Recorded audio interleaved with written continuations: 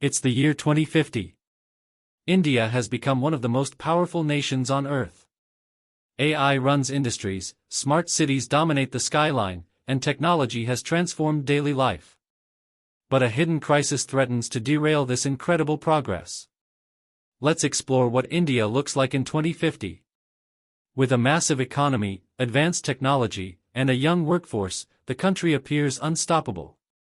Yet the journey to this future wasn't easy. As India grows, major challenges emerge: climate change, water shortages, job displacement due to AI, and increasing pressure on infrastructure. The nation's biggest test is balancing growth with sustainability and equality. Despite these obstacles, India possesses extraordinary advantages.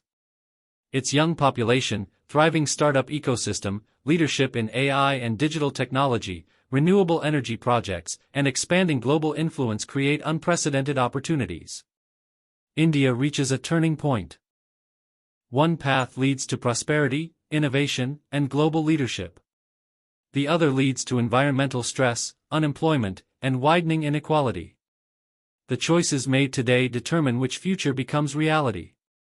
The future of India is not predetermined.